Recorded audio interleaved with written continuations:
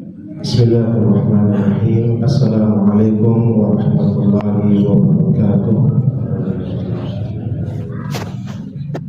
Alhamdulillahirabbil alamin. Assalatu wassalamu ala habibina Mustafa Muhammad sallallahu alaihi wasallam, amma ba'd. Bapak Ibu jamaah Masjid Madani yang dirahmati oleh Allah Subhanahu wa taala.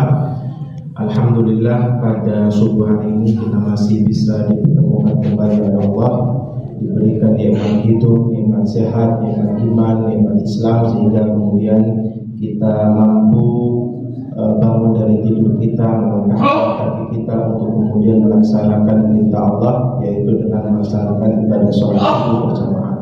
Kita mohon kepada Allah Subhanahu wa taala agar nikmat ini tetap diamanahkan kepada kita dan kita tetap diberikan nikmat istiqamah, sehingga kemudian amal-amal yang insya Allah akan menjadi bekal kita di akhirat bisa menumpuk banyak, sehingga itu yang bisa kita andalkan nanti di yaumul akhir. Amin. Amin. Bapak Ibu jamaah salat subuh yang dirahmati oleh Allah Subhanahu wa taala, masih dengan semangat menjaga istiqomah kita bahwa setiap hari Jumat pada subuh kita rutin mengadakan kultum kuliah 7 menit atau sekedar menyampaikan tausiah yang disampaikan oleh sesepuh-sesepuh kita di perumahan Oasis ini. Di antaranya pekan kedua adalah Ustadz Rifai yang hari ini masih berhalangan. Kita doakan semoga beliau bisa kembali ke tanah air dengan kondisi sehat, membawa gelar haji yang mabrur, dan insya Allah kita pun juga tahun depan dan tahun-tahun berikutnya diberikan oleh Allah nikmat untuk melaksanakan ibadah haji. Amin ya rabbal alamin. Bapak Ibu jamaah salat subuh yang dirahmati oleh Allah Subhanahu wa taala, agama Islam adalah agama yang sempurna dengan segala ajaran-ajarannya.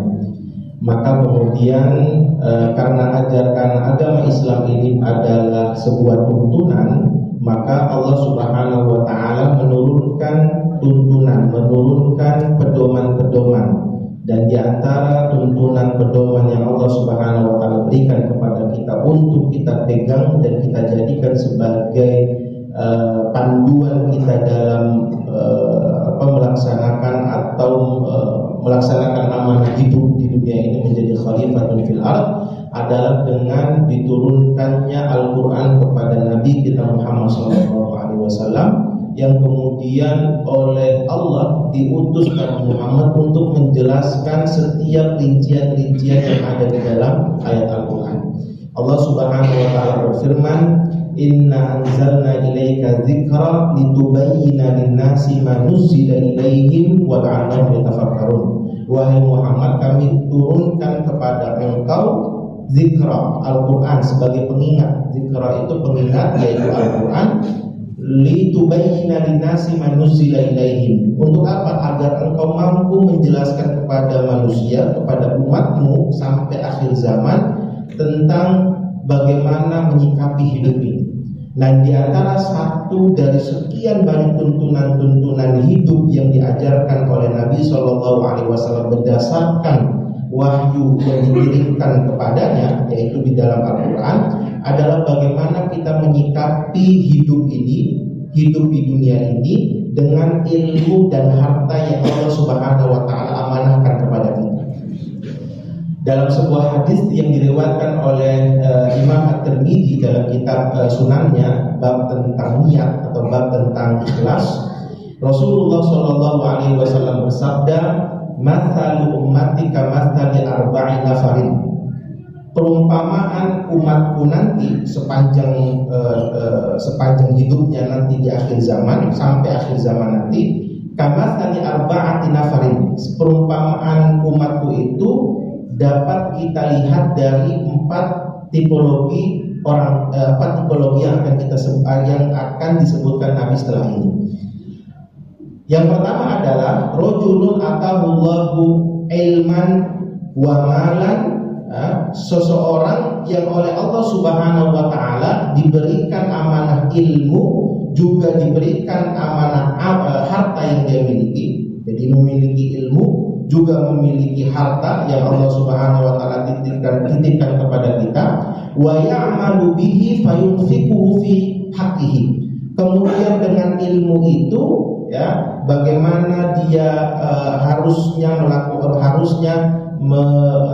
mendistribusikan harta yang dimiliki itu, menggunakan harta yang Allah Subhanahu wa taala titipkan itu, fayunfiquhu fi haqqihi, kemudian dia menafkahkan hartanya itu di jalannya atau sesuai dengan panduan agama. Nah, ini tipologi atau tipikal manusia dengan kriteria yang ideal yang diinginkan Allah terhadap umat manusia atau umat Nabi Muhammad, yaitu seseorang yang oleh Allah Subhanahu wa taala dititipkan harta, dititipkan juga ilmu, kemudian dengan ilmunya ya, dia mampu menjalankan perannya sebagai muslim mukmin di dunia, kemudian dengan hartanya juga dia mampu menafkahkannya di jalannya. Disedekahkan, dizakatkan, ada bantuan diberikan donasi dan lain sebagainya. Itu bagian dari melaksanakan amanah. Kemudian yang kedua, kata Nabi SAW, tipologi yang kedua yaitu rajulun atahullahu ilman wa lam yu'tihi malan. Seseorang yang diberikan oleh Allah Subhanahu wa taala ilmu tetapi tidak diberikan harta. Ya. Jadi ilmu punya, ya, kemampuan tahu paham bagaimana menafkahkan hartanya harusnya, tetapi oleh Allah Subhanahu wa taala masih belum dititipkan harta. Artinya hidupnya ya biasa saja. Ya, biasa saja, tidak mampu melakukan sebagaimana orang yang pertama tadi itu. Fayaqulu fi nafsihi, tetapi di dalam hatinya dia mengatakan laula indi ma mithla hadzal rajul, kalaulah aku memiliki seperti orang yang pertama tadi, memiliki harta seperti orang yang pertama tadi, fa'amalu fihi, maka aku akan melakukan mithla ma amila hadzal rajul, sebagaimana yang dilakukan oleh orang yang pertama. Jadi karena dia paham bagaimana menggunakan harta yang dititipkan Allah kepadanya, tetapi sayangnya oleh Allah tidak diberikan harta, tetapi dia punya azam, punya niat, punya cita-cita, kalaulah aku memiliki harta sebagaimana orang yang pertama tadi, maka akan aku sedekahkan harta itu sebagaimana dia lakukan dengan hartanya. Dibuat bantuan untuk pemakmuran masjid, untuk kemaslahatan umum misalnya, ya, pembangunan di belakang ini kan pagar, ya. Nah, itu bagian dari kita menjadikan harta ini agar bermanfaat. Nah, orang tadi karena tidak memiliki harta yang cukup, tidak mampu mendonasi misalnya, tetapi dia punya cita-cita untuk bisa memberikan kemanfaatan. Sayangnya tidak diberikan itu. Maka apa kata Nabi SAW? Fahuma fil ajri sawaun. Maka keduanya, ya, mendapatkan pahala yang sama. Bayangkan, orang yang kedua tadi tidak diberikan nikmat harta, tetapi karena memiliki niat cita-cita yang soleh, yang baik, kalaulah aku memiliki harta tadi, maka aku akan infakkan sebagaimana orang yang pertama. Maka kata Nabi SAW, fahuma fil ajri sawa. Pahala kedua orang ini sama. Ini kekuatannya. Kemudian yang ketiga, kata Nabi SAW, tipologi orang yang ketiga dari umatku adalah rajulun atahullahu malan wa lam yu'tihi ilman fayukhbituhu fihi fayunfiquhu fi ghairi haqqihi. Seseorang yang oleh Allah Subhanahu wa taala dititipkan harta tapi tidak diberikan ilmu yang cukup untuk bagaimana menggunakan harta ini di jalan Allah.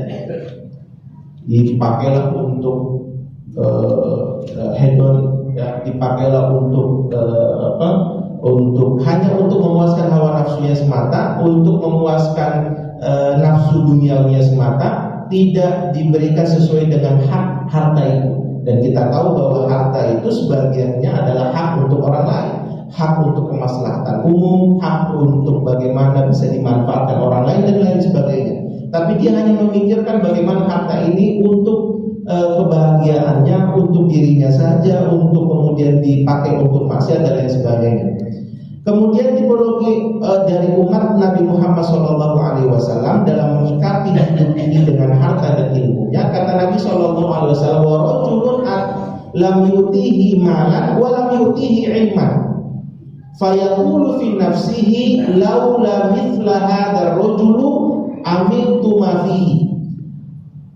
Orang yang keempat adalah mereka yang oleh Allah Subhanahu wa taala tidak diberikan ilmu, tidak juga diberikan harta, kemudian dia berkata dalam dirinya, enak ya orang yang ketiga tadi, kalau aku punya uang seperti orang tadi, maka aku pakai uang itu untuk foya-foya, aku pakai uang itu untuk jalan-jalan, aku pakai uang itu untuk hal-hal laisa fi haqqihi, bukan pada hak yang seharusnya digunakan harta itu di jalan Allah.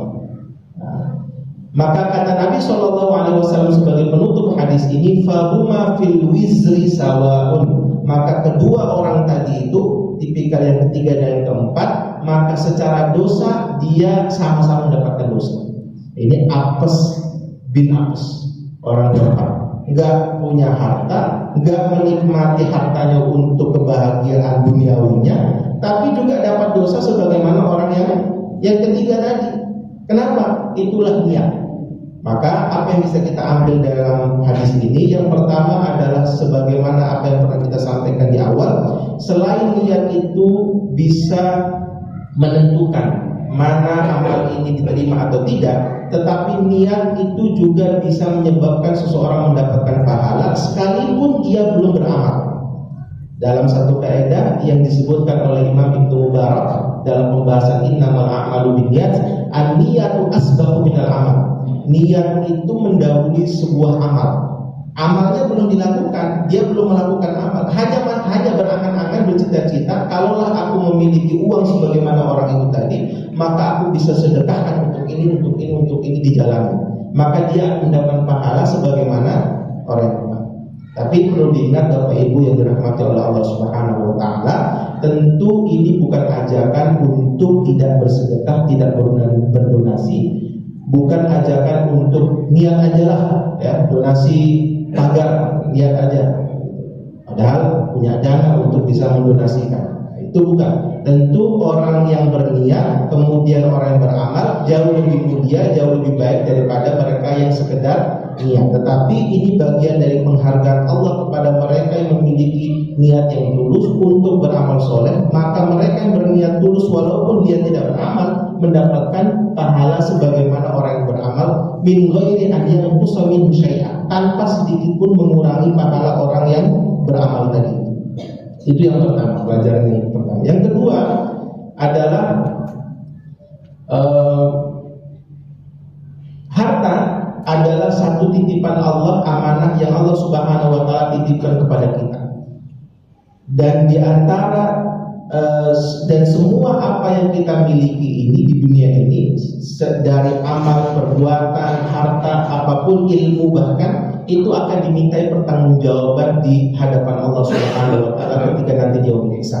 Dan perlu diingat bahwa harta itulah yang paling berat amalnya, yang paling berat hisabnya di antara amalan-amalan yang lain. Dalam sebuah hadis yang diriwayatkan oleh Abu Hurairah, Rasulullah SAW bersabda, la yazulu qadama 'abdin yaumal qiyamati hatta yus'ala an arba'in. Tidak akan berpindah kedua kaki seseorang itu ketika nanti dia berhisab sampai kemudian dia akan ditanyakan 4 hal. Tentu yang lain juga akan dipertanyakan, tetapi ada 4 hal yang paling ditekankan oleh Nabi SAW, dan ini akan ditanyakan oleh Allah ketika nanti dia berhisab. La syakka fi, tidak ada keraguan di dalam pertanyaan ini. Apa itu? Yang pertama adalah an umrihi fi ma'afnahu, yaitu tentang umurnya, bagaimana dia memanfaatkan umur itu sepanjang Allah berikan dia hidup, dari dia balik sampai kemudian dia meninggal. Setiap detik menit yang kita lalui dengan amal perbuatan akan dipertanyakan oleh Allah SWT. Kemudian yang kedua, kata Nabi SAW, an ilmihi fi mafa'al, tentang ilmunya, bagaimana ia memanfaatkan menggunakan ilmunya, apakah di jalan yang benar atau untuk mudaratkan orang atau membahayakan orang, itu pun akan dipertanyakan oleh Allah. Dan yang ketiga, kata Nabi SAW, wa an malihi fima tasaba wa fima anfaqa. Dan tentang hartanya, bagaimana ia mendapatkan dan bagaimana ia mendistribusikan menggunakan hartanya. Kemudian yang keempat, kata Nabi SAW, wa an jismihi fima ablah, dan tubuhnya, kesehatan tubuhnya, bagaimana ia menggunakannya selama dia hidup. Ada poin yang paling penting di antara empat yang akan ditanyakan oleh Allah Subhanahu wa taala nanti di yaumul hisab adalah tentang hartanya.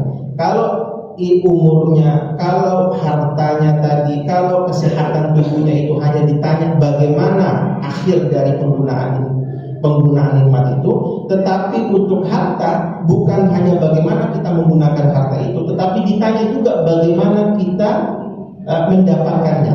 Awal ditanya, ya, dihisab, akhirnya juga dihisab.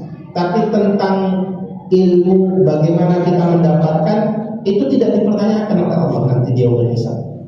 Maka Bapak Ibu jamaah salat subuh yang dirahmati oleh Allah Subhanahu wa taala, bagi kita yang hari ini masih bisa bernafas, masih bisa menjalankan hidup ini dengan segala rezeki yang Allah Subhanahu wa taala berikan kepada kita. Bukan masalah kaya miskin, bukan masalah kita diberikan lebih atau pas-pasan atau mungkin serba kekurangan, bukan itu. Tetapi bagaimana kita bisa memanfaatkan apa yang Allah Subhanahu wa taala berikan kepada kita, sekalipun misalnya rezeki itu belum sampai datang kepada kita, tetapi oleh Allah Subhanahu wa taala bagaimana kita menyikapi, itulah akan diberikan pahala. Karena pahala bukan bagaimana kita bukan karena kita kaya dan miskin, tetapi pahala diberikan kepada kita, kemuliaan diberikan kepada kita, bagaimana kita menyikapi kekayaan itu, bagaimana kita menyikapi kekurangan itu. Maka niat menjadi utama untuk kita. Kemudian yang kedua, melaksanakan amanah harta yang Allah Subhanahu wa taala titipkan kepada kita. Sekian dari kami, semoga yang sedikit ini bermanfaat buat kita, menjadikan sabda-sabda Nabi SAW sebagai panduan